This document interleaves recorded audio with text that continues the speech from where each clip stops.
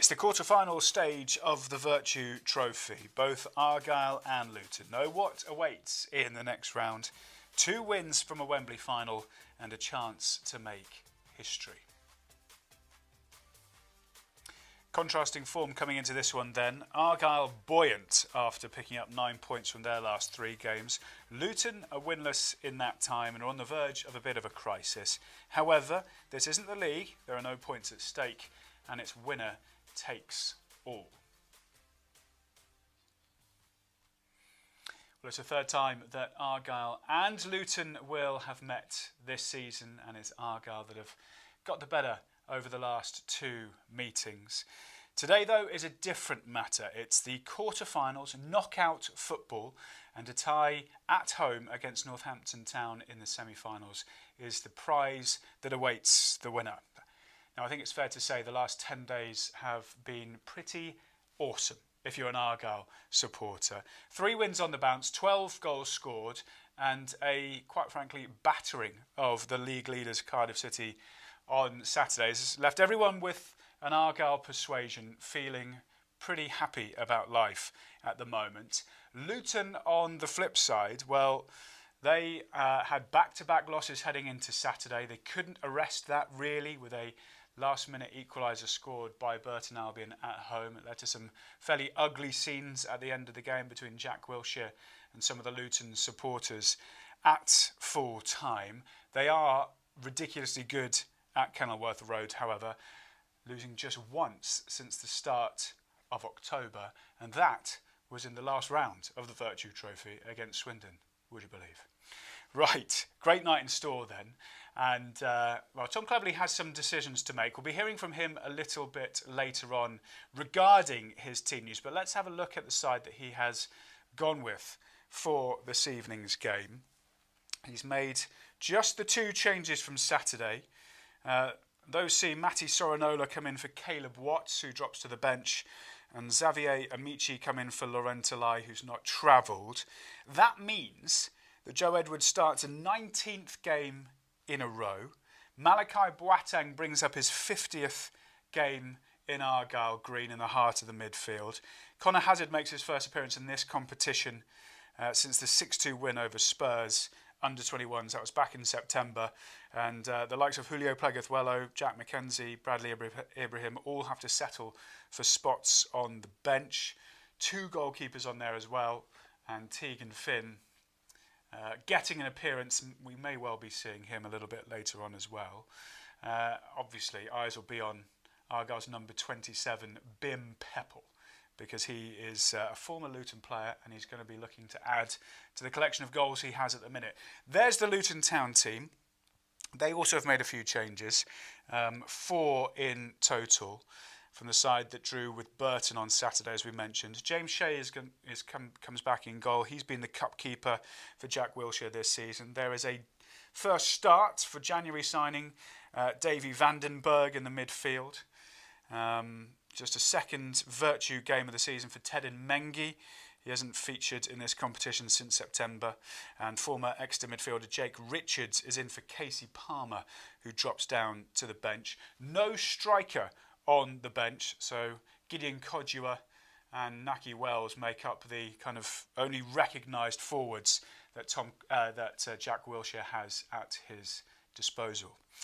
Right, let's hear from Tom Cleverley, shall we? He's had a pretty terrific week, I think it's fair to say, but he has eyes on this competition and is wanting to do well in it. I mentioned making history earlier. That's a phrase he has used in the past. He talked through the changes that he's made to the team and the game itself with Rob McNichol.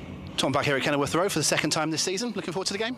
Yeah, absolutely. Yeah, I think these are the games and the consequences of winning that you want to be involved in. You know, there's 2 games away from Wembley, and yeah, we come here in good spirits, better form than we did last time, but we're expecting just a tough challenge. Luton are a very strong side here at Kenilworth Road with a very good record, and we're going to have to be really at it today to make sure we get a win.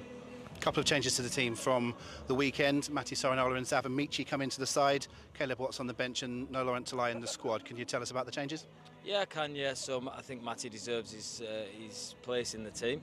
I don't think Caleb Watts deserves to come out the team. So it's one of those where you're rotating rather than it's rested or dropped. Yeah. It's a rotation that I think I've got the luxury of making with two very good players in that position. And explain the Tolly one. You know, we were fully expecting Tolly to play today. Now he's had a slight reaction overnight to training yesterday on the leg that was an issue. So that's the reason Tolly comes out and Zav comes in. Zav's been training excellent. I thought his impact at the weekend was outstanding, and he deserves this chance this evening. The reason why there's two goalkeepers on the bench is a decision you have to make as the Argyle boss. Is do you make someone travel? You're expecting to sit in the stand, because that is travelling hours and you know which 5 subs you're going to use as the coach, really. So I've made that decision to not travel with an extra player tonight, which means Zach Baker and 2 goalkeepers on the bench. And they're sometimes the risk you take when you don't want to force players to travel if it's not needed. So that's the reasoning behind the 2 goalkeepers and the 2 changes. This is essentially a quarter-final game, last 8, but it's unusual to know the roadmap quite so much. We know who the opponents would be in the semis, we know when it would be, and we know that the final would be at Wembley down the line. It's quite unusual to have that in your mind ahead. I know you'll only be focusing on tonight for now, but that incentive is huge. Absolutely, yeah. I mean, just the fact that the next game is at home, it was a really big motivation. Like you said, the mentality is focused on tonight. Of course, we've got a very tough challenge ahead of us. But if we play as we have been playing, then I expect the result to go our way, and a very exciting home tie in store. Good luck tonight. Thank you. Well, will he and his Argyle side make it a trio of wins over Luton Town? We are getting closer towards kick-off. Let's hear from Jack Wilshere then. His side obviously drawing on the weekend, 1-1 against Burton Albion. It's the 3rd game in a row in which they failed to win. First of all, we'll have a look back at the game and then we'll hear Jack's thoughts.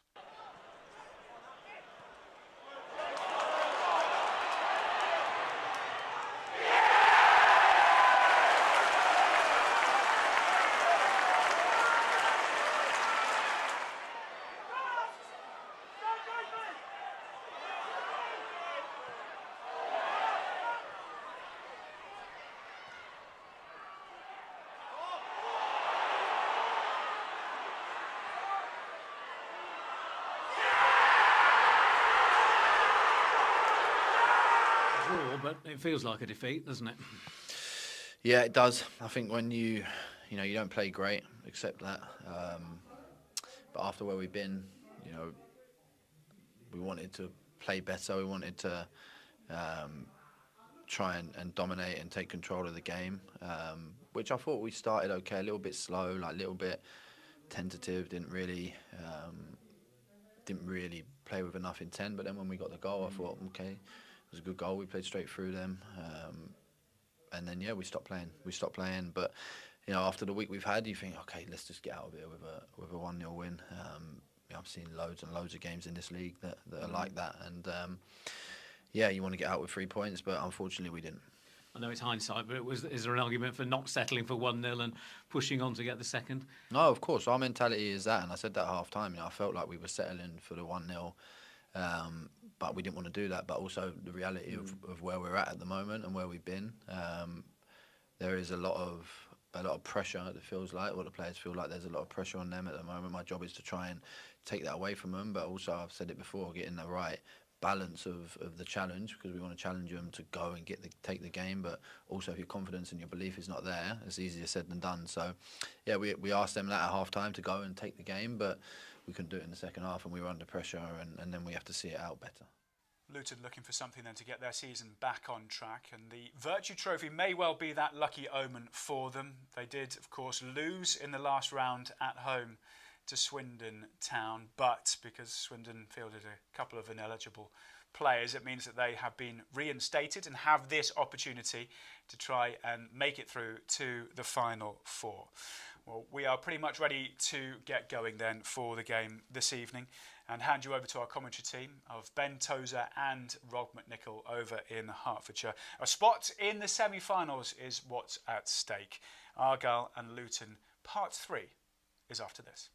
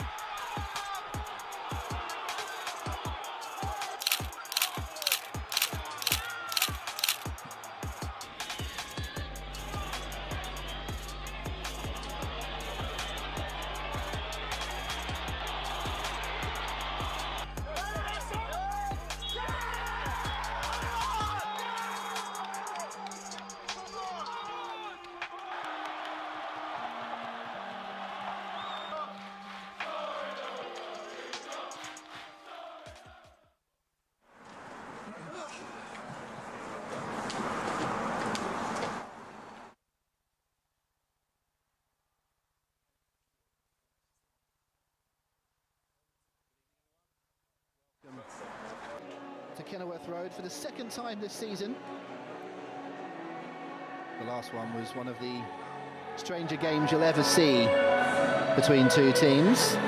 We would settle for that though, if it means Argyle winning tonight and progressing. After playing the Hatters twice in league action, Argyle now take them on in the Virtue Trophy. I stopped myself from saying the last 8 because it's not even the last 8, because the other semi-finalists are already known. It's the last 5. It's not quite got the same ring, but it is a quarter-final. Argyle know if they win this, they face Northampton